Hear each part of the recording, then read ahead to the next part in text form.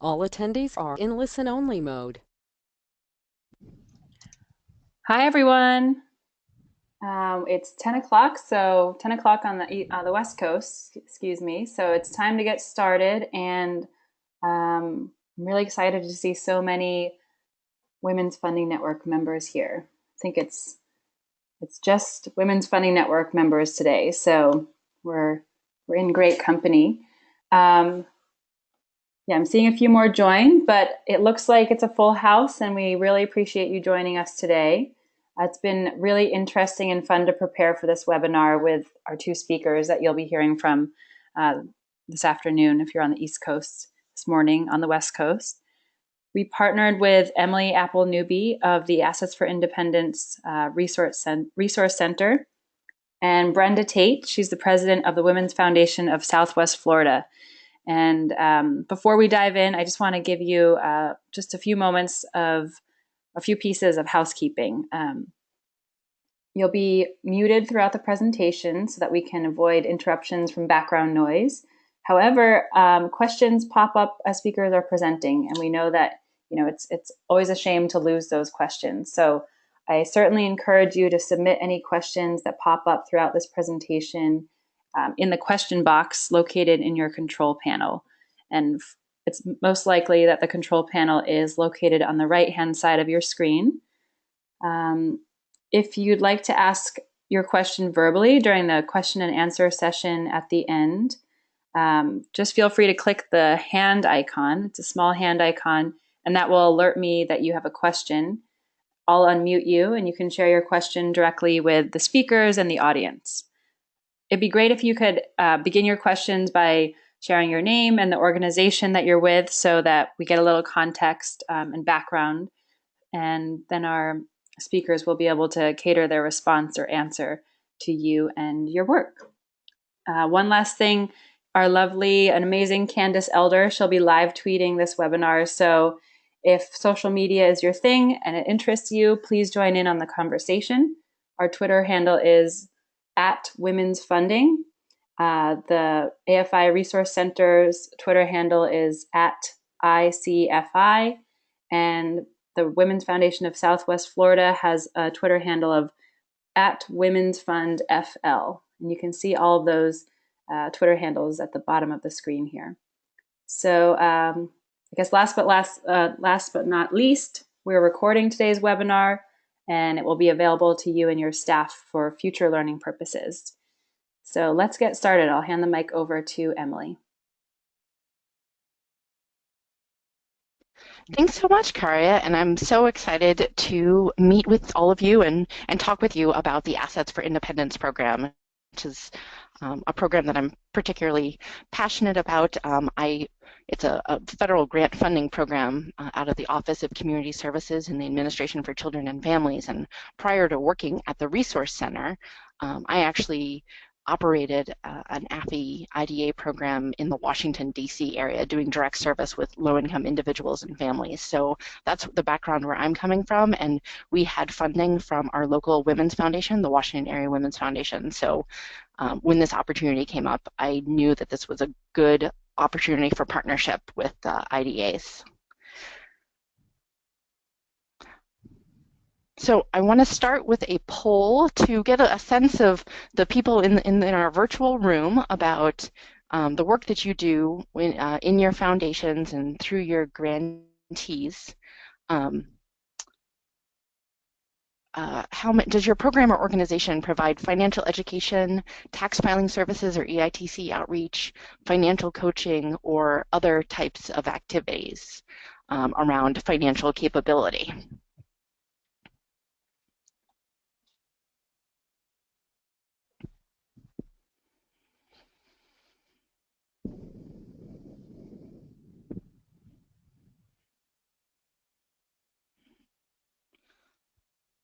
Okay, so it looks like we have a good number of people, about a third, who have done financial education, and a slightly fewer number who've done financial coaching, and then a fewer number who have done tax filing and EITC promotion.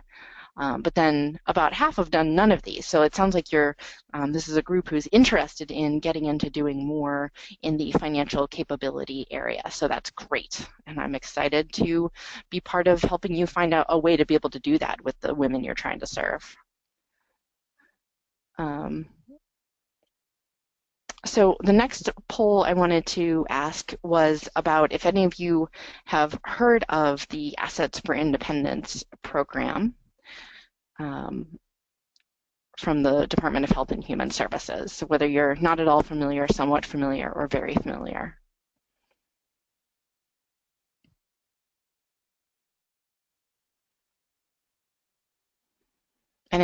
So yeah, it looks like most of you who are responding say that you are not at all familiar. So that's great. I can bring this information to you for the first time.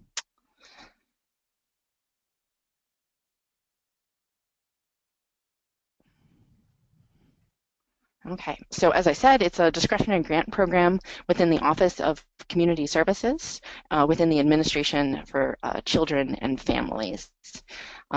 Which is a key human service agency within HHS. ACF promotes the economic and social well-being of families, children, individuals, and communities through programs such as Head Start, TANF, and CSBG. Then AFI, the Assets for Independence program, was created in 1998 to demonstrate an assets-based approach for increasing economic self-sufficiency of low-income individuals and families. So asset building is an anti-poverty approach that supports the acquisition of assets that can increase opportunities, build wealth, and increase economic stability. So the assets can be tangible, such as a home, or intangible, such as education. So when you think about income support strategies like cash assistance and food stamps, those are a safety net, but asset building strategies act as a ladder into the middle class. So about the AFI program, the AFI program can give awards to the following types of entities: nonprofits with 501c3 status, state, local, or tribal governments that are partnering with 501c3s, certain financial institutions, and then 2 statewide programs. AFI projects, they fund and operate one type of program specifically. So every grantee everywhere runs this one kind of program called an individual development account program. So IDAs are matched savings programs that have the specific goal of helping people purchase an asset. And so in the case of AFI-funded IDAs, it's to purchase a first home, to capitalize a business, or to fund post-secondary education or training. So you can imagine among the low-income populations, and I'm going to talk about how we define that. These are common goals that people have in terms of building their economic sufficiency and establishing financial security for themselves. AFI is a discretionary grant program, which means that people have to apply and it's competitive, and there's typically more than one competition per year. Like usually there are 2. The next deadline is going to be in October, and organizations can have more than one AFI grant at a time, and the program is implemented by grantees. So when low-income individuals work with AFI projects, they're going to go straight to the grantee, not to the federal government. So now I want to show you a little bit how AFI works, how IDAs work from a participant's perspective. So we have Kim, who would like to purchase her first home. An AFI grantee in her community determines that she's eligible and opens her IDA. The AFI grantee offers to match Kim's savings at a rate of $2 for every $1 saved. Like I said, these are matched savings accounts. So it's like a 401k or a 403b, where Kim puts in the first dollar and then she receives a match on it. So over the course of 3 years, Kim saves $55 per month, and she works towards a goal of $2,000 of savings in her IDA.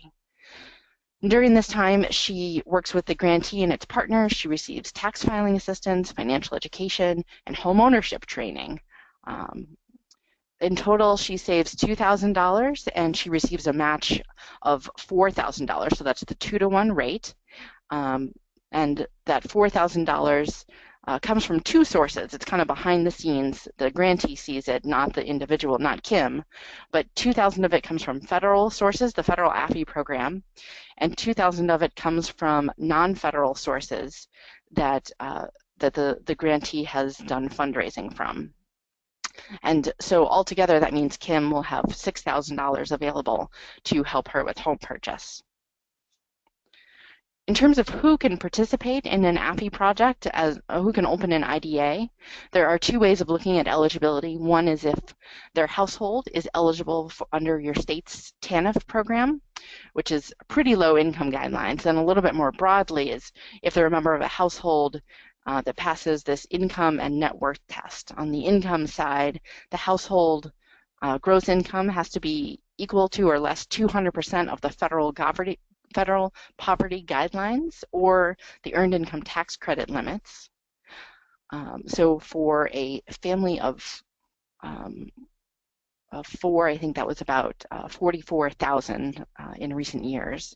On the net worth test, the net worth of the household has to be cannot exceed $10,000, excluding if they own a home and a vehicle, excluding the value of those pieces. A few other things to note.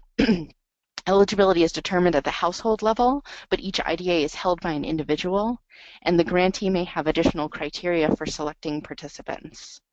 And finally, also the participants must have earned income for making savings deposits. So while those are universal requirements about who you can enroll in an AFI IDA project, the AFI program allows grantees to focus their programs on specific populations within those guidelines. So as you can see, this is from our annual report to Congress, many projects focus on populations of interest to women's foundations. So you see 40% target families with children. Our EITC project clients, which is often families with children, single parents, women, and then youth age 13 to 18, survivors of domestic violence. So I think you see that there's a lot of overlap with interest. And these are just asking about projects that target specific populations. There's other projects that don't really have a target. They just say it's whoever is in our general, geographic community. We're going to serve this county. So that would also reach a lot of women and girls. So that's a little bit about how the IDA works from the participant's perspective. They save, they take classes, they earn match, they purchase their asset.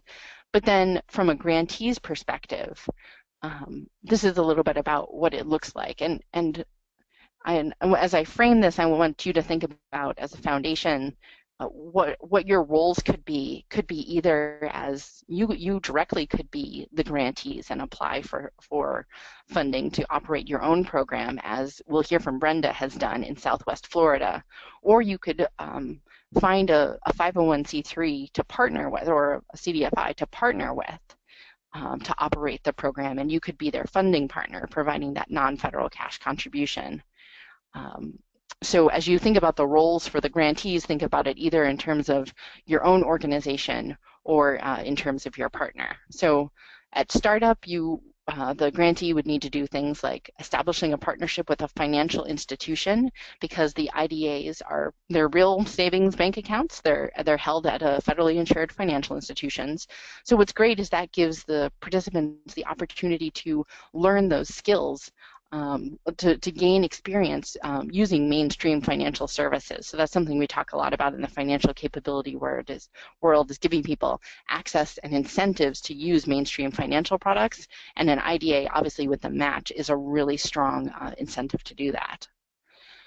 The grantee would also establish the project reserve fund, which means depositing, which is where all the matching funds are held until the individual participants are ready to use it. So going back to the example of Kim, she had that $4,000 and it was earmarked for her when she enrolled in the program, but she had to save her money first. She had to reach her $2,000 savings goal first. So that's where the money sits in that project reserve fund. They would do things like developing outreach and marketing materials, developing program policies and procedures, and setting up a data management system for federal reporting. Then once they were ready to engage savers, they would do outreach, they would determine eligibility of applicants, they would open the IDAs in partnerships with the individual participants and with the financial institution.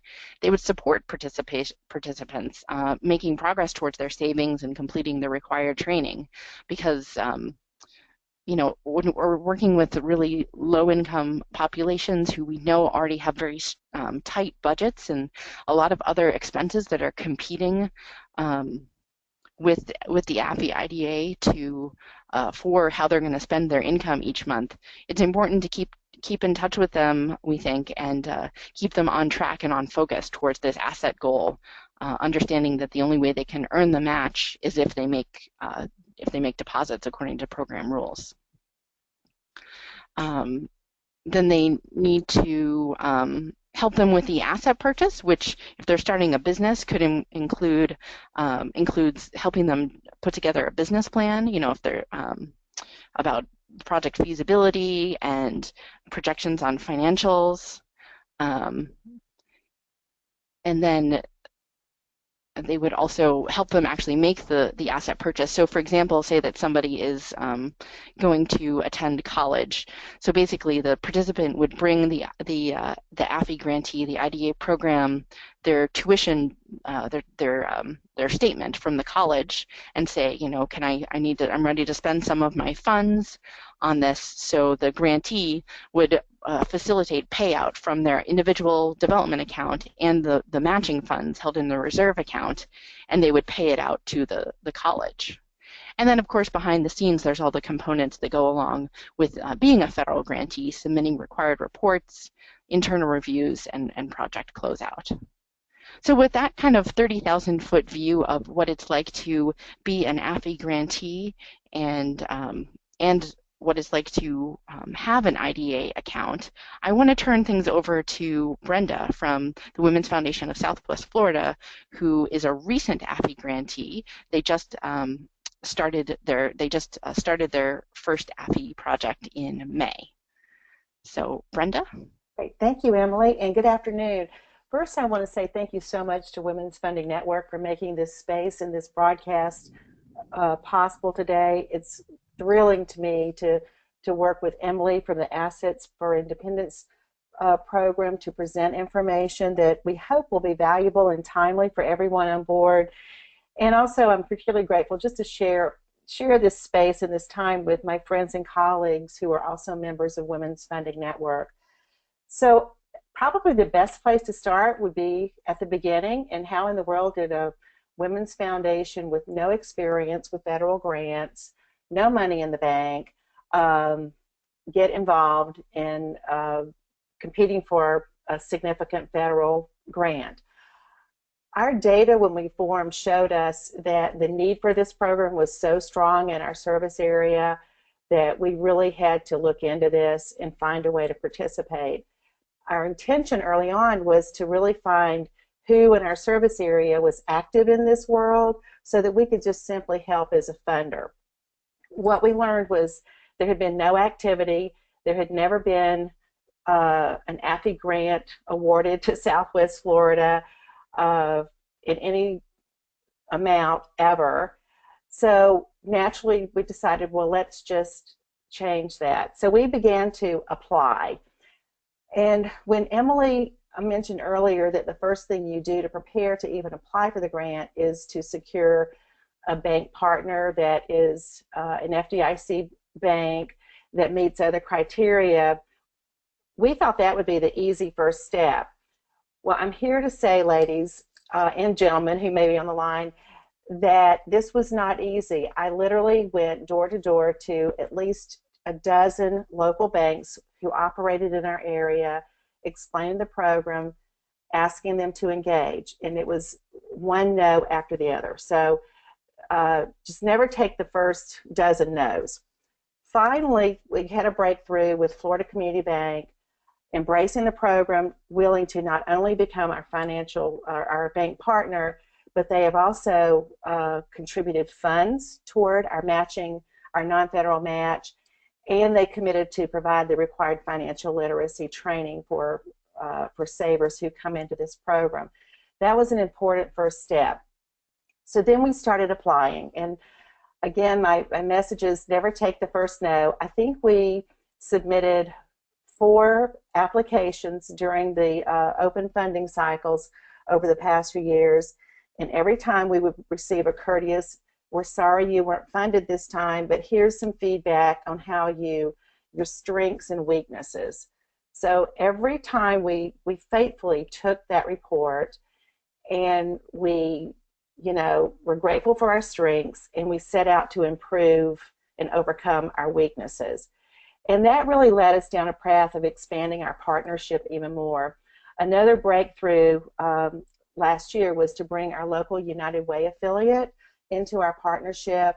They stepped up and agreed to provide administrative and data management support that was truly a weakness of ours. They stepped up and offered to provide those services, in addition to making a financial contribution to our required non-federal match. So with that partnership in place, we submitted again just before Christmas 2015, and a few months later we received word that we were being awarded the first AFI grant to ever come to Southwest Florida. We're in the midst now of strengthening our partnership, developing the project, and moving forward. So, Emily, I think if you could hit the next slide. Let's see where we are. So, here's how we're putting it out internally now, and beginning to put it out to the world to say, here's how this program will work for women in our community. We're asking women who are hardworking and willing to set aside a portion of their earned income to deposit, say, $45 to $80 a month into a bank account to reach a savings goal. Along the way, thanks to our federal and non-federal funds, we can offer them incentives, and we can say, well, for every dollar you save, we're going to match it with another dollar. We feel like we could also offer them incentives through bonus matches for completing certain milestones. For example, if they complete their financial literacy training, we could offer them a cash bonus that will go into their savings account. We could offer them money if they will go to the local college and legitimately engage in training and counseling that is specific to their college plans. So ultimately, they reach their savings goal, and at that point, we would be able to release the funds from our account. It's a co-account with the Women's Foundation to the academic institution of their choice, and they attend college. So, Emily, can you hit the next slide, please? One of the things that helped us tremendously during the application process was to just literally draw a picture. We wanted to try to make sure we understood what a pathway would be like and feel like for the women that we want to serve, and we wanted to make sure that we could articulate to the grantor that we understood that. So, basically, this is the beginning of a pathway where we show a prospective student is referred to the program, and we've set this up so that prospective students and savers can pretty much self-select and pre-qualify themselves through an entry form that we've developed. At the next point, she's invited to attend a financial literacy training program that's presented by one of our bank partners, and that attendance is documented. Once she has achieved that goal, she is invited to open a savings account. Emily, can you hit the next slide? So she begins saving, and she begins simultaneously, if she has the capacity, to begin working with the academic institution on her career and education plan. Once that planning is completed and everything is documented, the funds will be released by our bank directly to the institution, as I mentioned earlier. Okay. Emily, one more click on the slides. during the course of this process, we know that life gets in the way. So we've worked with United Way to make sure that if one of our clients needs temporary assistance while they are saving and working their way towards their goal, that we're going to be able to offer them wraparound services to keep them on track. In fact, our United Way partner has been wonderful in even reaching out to secure additional funds to make sure that not only can we connect them with services, but there may be a pool of funds to help them with temporary emergencies. We just want to make sure that we do everything possible to keep them from making emergency withdrawals from their savings account. You know, ultimately, we want to see our clients, the women we serve, obtain their education, whether it's a degree or a certification in a field that they're interested in. And we actually are looking beyond that to make sure we remain connected with them, connecting them with mentors in the communities, and hopefully they become part of a peer network of support so they can communicate with the next generation of saving clients. Emily, slide please. So this is a flow chart we developed during our application stage just to show who was doing what within our partnership. Basically, the blue bubbles represent what I'm going to call our pay-to-play partners. I mentioned Florida Community Bank is our required bank partner who also has a financial stake in this program and had agreed to provide the required financial literacy training. United Way, as I mentioned, has stepped in to provide administrative support and services in addition to a financial contribution. The Women's Foundation has taken the lead. We're the fiscal agent on this particular project, and we market the program and we raise additional funds to support the non-federal match. In the box on the left-hand side that mentions Hodges University actually should be colored blue. It should become a blue circle now.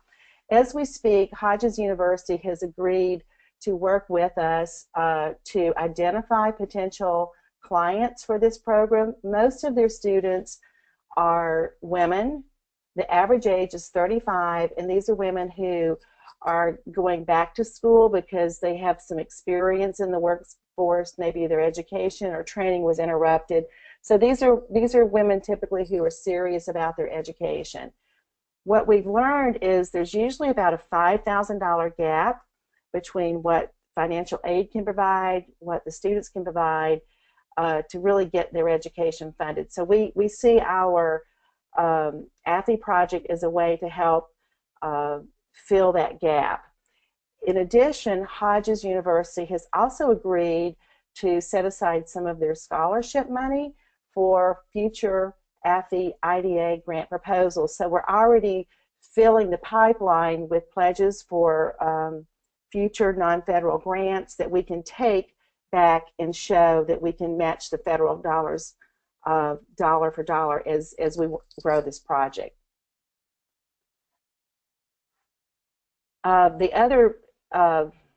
Here we are. Basically, we're just saying we're partners helping women achieve higher education at Hodges University.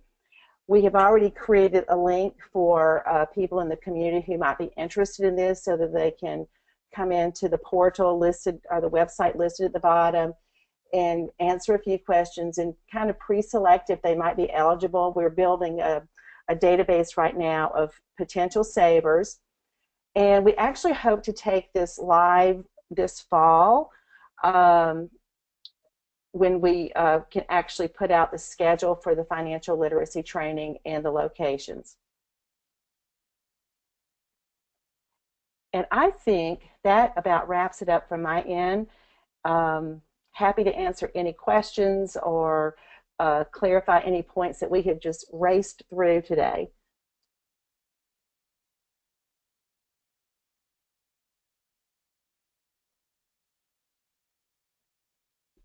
Yeah, definitely.